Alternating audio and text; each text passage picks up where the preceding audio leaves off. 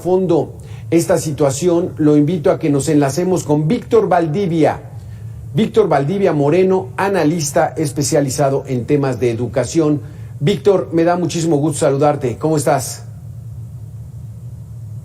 Hola, muy buenas tardes. Muchas gracias por la invitación. Víctor, por un lado, es difícil creer que todas las universidades públicas son puras y probas y que no rompen un plato.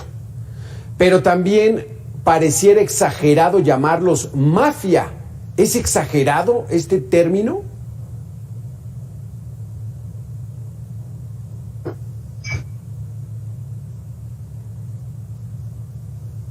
Existen grupos de poder, existen que son activos de toda la vida, no es algo de un sexenio.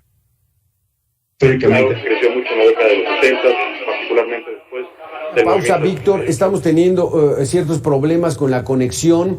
En un momentito más nos enlazamos vía telefónica para que tú nos escuches vía telefónica, aunque veamos tu imagen, Víctor. Entonces te preguntaba, Víctor, es que no te alcanzamos a escuchar nada. Entonces, que sean verdaderamente puros y limpios, a que los llamen mafiosos. ¿Cómo nos encontramos en esta situación, Víctor Valdivia? Vamos, no podemos decir que todas las universidades públicas hay mafias. Sí existen grupos de poder, existen grupos políticos al interior de todas las universidades, sobre todo las universidades públicas que son muy grandes. Tenemos que entender que en comparación a nivel nacional, una universidad pública es mucho más grande que cualquier universidad privada, salvo tal vez el TEC de Monterrey o la Universidad Iberoamericana. Pero regularmente las universidades públicas, por su tamaño y sobre todo por la conexión que tienen directa con el Estado, es que se presta mucho a estas cuestiones de poder, a estas cuestiones de esos grupos que llegan a actuar dentro de las universidades. Y sobre todo porque muchas veces se vio a la universidad pública como un lugar donde un político caído en desgracia podía llegar, o también donde un político podía nacer. Vamos, simplemente no podemos entender ahorita la camada de Morena sin entender buena parte de lo que fue el Consejo Estudiantil Universitario.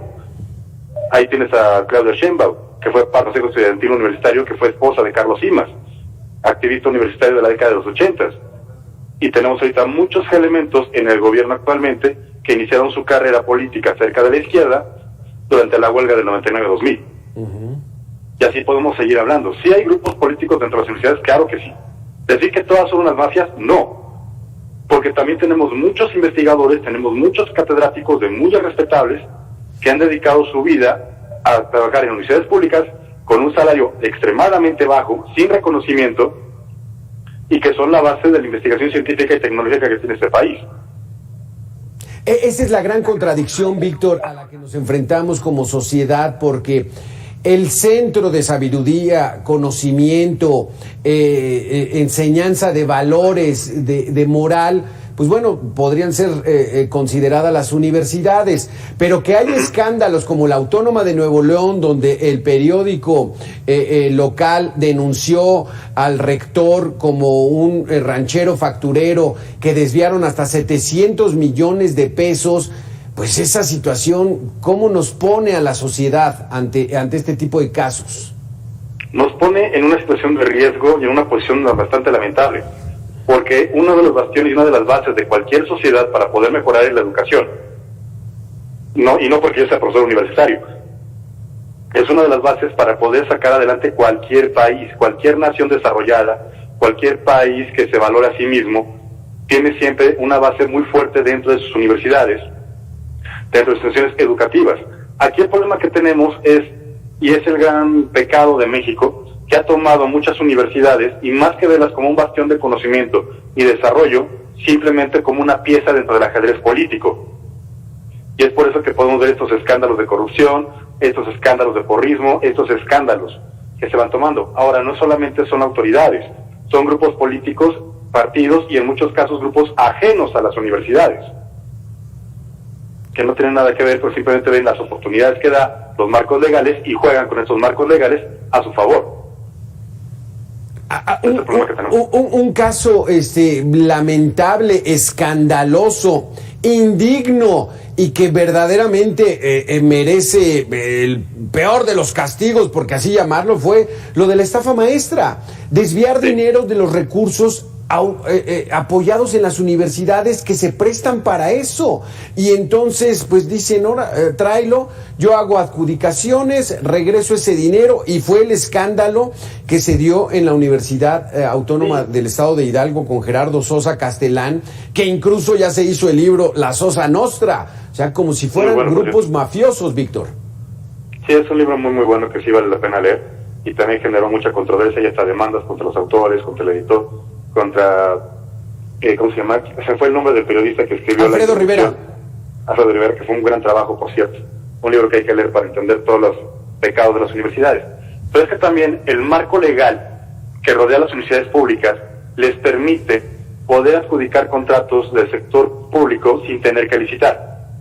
Claro. Entonces realmente se tiene muchas ventajas cuando se puede dar una consultoría, un servicio o cualquier elemento a través de una universidad pública. Pero también, como ya he comentado, como muchas universidades públicas son un engranaje del tejido político del Estado, se utiliza para malos manejos o para intereses terceros. Claro. Ese es el problema que tenemos. Vamos, la ley le da muchas ventajas a las universidades públicas y se las tiene que dar, porque es la base para el desarrollo de cualquier Estado. Sí. Pero también hay gente que utiliza estos elementos para mal. Vamos, es como en el caso de la UNAM. ¿Cuántos grupos se dedican solamente a vender drogas? ¿O cuántos profesores solamente se dedican a hacer grilla, ni siquiera política, grilla, y se esconden bajo la libertad de cátedra, o se esconden bajo la autonomía universitaria? Y no solamente es el caso de la UNAM.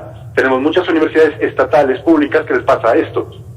Entonces tenemos gentes, grupos, y como siempre les voy a decir, ajenos a la comunidad científica universitaria, ajenos a la comunidad académica, que son los que principalmente sacan provecho de estas situaciones.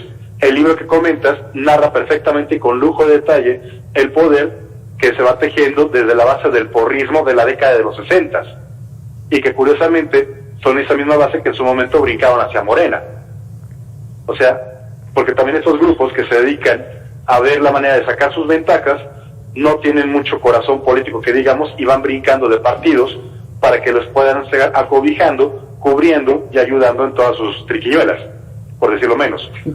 Y al mismo tiempo los partidos políticos, en lugar de cortar con ellos, los adoptan, los apapachan, los apoyan para poder tener esta mano dentro de las universidades, poder mover estos grupos sociales, poder mover la universidad y tener una pieza de juego. Vamos, recordemos que en algún momento cuando el Johnny y la Asociación de Estudiantes Politécnicos rompió con el PRI, en menos de 8 días estaban pegando pósters del PRD. Y así podemos seguir hablando de muchos grupos que fueron brincando de partido en partido y que van a seguir brincando para poder mantener su vida política activa, poder mantener compras de plazas y poder mantener a su gente en algún lugar. Ese es el problema cuando las universidades públicas, en lugar de mantener su autonomía como un legado legítimo, se convierte en una pieza política. Víctor, este panorama que nos estás planteando es verdaderamente aterrador, porque es la realidad.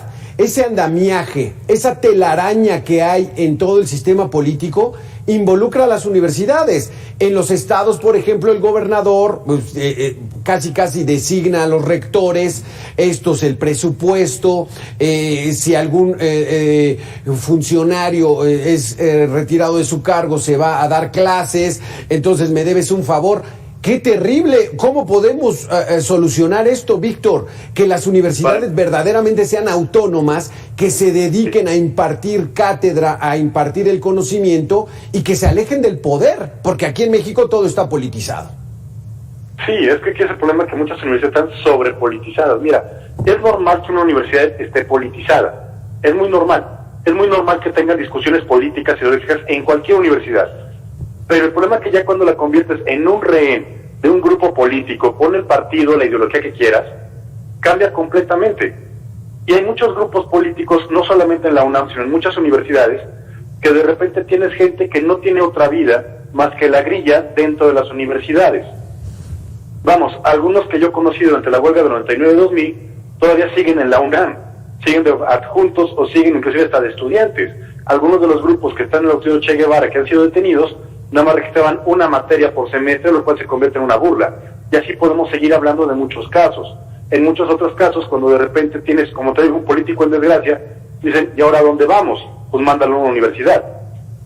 Y por el otro lado también tenemos a estos otros elementos que cuando buscan la manera de utilizar la legislación a favor de las universidades para su beneficio. Y tenemos estafas estatales, maestras y demás. Y todo esto en prejuicio de las universidades y sobre todo, que es lo más cruel, en prejuicio de los jóvenes. Porque es aquí la parte que no entendemos. Al momento que nosotros ponemos piedras en el camino de una universidad, estamos dañando el futuro de México y el futuro de cientos de jóvenes. Cientos de miles, por ejemplo, Víctor. Cientos de miles. Es como lo comentaba. A mí cuando me tocó la huelga del 99-2000, que me tocó vivirla, lo que hablábamos muchos es, ok, ya se acabaron las cuotas, ya todos ya regresamos a las clases. No, porque toda la universidad era rehén de un grupo político de extrema izquierda. Radicales que al día de hoy los encuentras en Coyoacán vendiendo pizza y vendiendo ollas. O trabajando con un sindicato de la gente en Oaxaca. Entonces, son estos elementos que muchas veces a ellos no les interesa la universidad, no les interesa el estudio, no les interesa nada de lo que estamos hablando. Estas mafias dentro de las universidades no les importa ni el futuro de los jóvenes, ni siquiera el desarrollo científico y tecnológico del país. Y tú no puedes tener el desarrollo de cualquier nación, de ninguna nación se puede desarrollar sin ciencia y tecnología, y esa nace de las universidades. Entonces, cuando tienes estas piedras en el camino de las universidades, lo que está haciendo es afectando a miles, porque simplemente ahorita con la pandemia nada más hizo un examen de selección para entrar a la UNAM y al Politécnico, que son las universidades más grandes del país. Esto que significó miles de jóvenes, miles, que se quedaron sin oportunidades para poder estudiar. Y tienes a miles de familias que en plena pandemia están haciendo sacrificios muy grandes para pagar colegiaturas en universidades privadas, que perdona, pero no los puedo llamar universidades. Llegarán a términos de escuela, escuelita, pero no en términos de universidades. Realmente en México, es la otra desgracia, tenemos pocas universidades que puedan ser denominadas como tales, que tengas investigación científica, desarrollo artístico, investigación tecnológica y todos los elementos básicos de una universidad. Y realmente las tenemos muy pocas, las podemos contar inclusive hasta con la mano. Y que todavía las conviertes en rehén político de grupos que poco o nada tienen que ver con la educación, se convierte en un problema muy fuerte y también una explicación de por qué tenemos tanta pobreza en el país. Una de las razones fundamentales, Víctor.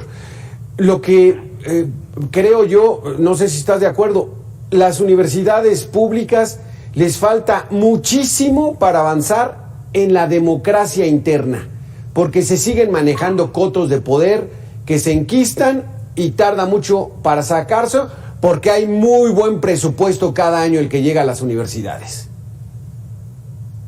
Sí, estoy de acuerdo contigo, hace falta mucho para poder sacar todo esto adelante. Y es parte también de la falta de la democracia que tenemos dentro. Pero es que también tenemos aquí el problema de que muchas universidades, al momento que empezamos con estas cuestiones de pedir democracia, es precisamente el pretexto para que los grupos tomen por asalto y se conviertan en una cuchilla de doble filo. Vamos, aquí el problema es que necesitamos una democracia, pero más que nada un respeto a las autonomías. Vamos, yo no tengo nada malo, nunca que quede claro que no digo en contra de que un ex servidor público se vaya a una universidad a dar clases. Al contrario, que traigan toda su experiencia, y no importa el partido que sea, que traigan lo bueno. Pero cuando se convierte nada más en un escalafón para decir a dónde me voy, en lo que consigo trabajo en el gobierno, es ahí donde tenemos problemas. Entonces sí necesitamos un respeto a la autonomía, una democracia interna real, que no se caiga en los juegos, porque luego tenemos muchos grupos que utilizan a los estudiantes para presionar a través de la democracia universitaria e imponer a algunas personas que solamente tienen su agenda propia y no la agenda de la universidad. Por último, Víctor, como sociedad, ¿qué es lo que tendríamos que estar haciendo? ¿Cómo exigirles los egresados de esas universidades? ¿Cómo exigirle a esas autoridades que hagan bien su trabajo, que tengan que hacer exclusivamente su trabajo y que no anden pegándole al presupuesto? Porque vaya crimen tan atroz, se me hace uno de los más fuertes, el que se robe el dinero de las universidades que está hecho para los estudiantes, para nuestros jóvenes, para nuestros futuros egresados. Para la investigación científica y tecnológica, simplemente ve lo que acaba de pasar con el COVID. Exacto. Es realmente una pena que no tuviéramos investigación a la par para poder generar vacunas y medicamentos. Y estamos directamente hoy trabajando a una disposición de ver quién nos dona vacunas, lo cual es ridículo con las universidades del tamaño que tenemos. Una institución como el Politécnico, la UNAM o la Autónoma de Nuevo León, eso por citar 3 de las 30 que puedo estar citando ahorita, que tienen capacidad para empezar a desarrollar todo esto, pero no hay recursos, no hay nada de lo que se necesita para hacerlo, y estamos pagando las consecuencias. Sí es un crimen muy fuerte lo que se hace en contra, porque estamos dañando el futuro de todos. Estamos afectando el destino y el futuro de muchos universitarios, Sí. de cientos, de miles. Y entonces, ¿qué es lo que tiene que hacer la sociedad para empezar a pedir el respeto a la autonomía, pedir el respeto a su universidad, pedir el respeto a sus universitarios, respetar a los académicos, a los investigadores? O sea, tengo ahorita en la punta de la lengua cientos de investigadores que merecerían un mejor trato en todas las áreas, que muchas veces son más reconocidos. Por ejemplo, hay doctores en la UNAM que son más reconocidos en la NASA que en México, y en la NASA quisieran llevárselos y sin embargo están aquí. Profesores que muchas veces dijeron que no fuertes económicamente para seguir lo que hacen en la UNAM. Sí. O sea, hay gente que merece mucho respeto, mucho amor, mucho reconocimiento, que ha publicado libros en la Universidad de Investigación. Entonces, ¿qué es lo que necesita la sociedad? Entender esto, entender que no solamente porque dice porque se pone una bandera política representa a la universidad, y empezar a romper esa telaraña, exigir cuentas, exigir respeto, exigir que realmente nos rindan una cuenta de qué carajo están haciendo. Vamos, Claro. Transparencia, algo que este sexenio, perdón, pero parece que no tenemos. Sí, Y no solamente en las universidades públicas. Exactamente, Víctor. Y como dicen los clásicos, hay que seguir el camino del dinero, y en las universidades luego hay mucho dinero. La UNAM tiene un presupuesto superior a los 45,000 millones de pesos cada año. La Universidad Autónoma de Nuevo León tiene casi los 10,000 millones de pesos al año. En fin, una problemática que hay que resolver, Víctor. Sí, y curiosamente ese presupuesto, que es muy grande, no alcanza para cubrir todas las necesidades de la UNAM Sí, y exacto. de la Autónoma de Nuevo León. Muchas veces las necesidades que tenemos son más grandes en salarios, porque también aquí entra otro grupo, que son los sindicatos, y ellos tienen un peso muy fuerte y son una corresponsabilidad en lo que pasa en las universidades. Muchísimas gracias, Víctor. Vaya panorama tan sombrío que tenemos en las universidades. Hay que trabajar mucho todavía como sociedad. Víctor Valdivia Moreno, analista, muchísimas gracias por haber estado con nosotros. Gracias por la invitación y siempre que me necesiten aquí estoy. Gracias, Víctor. Vámonos a la siguiente información.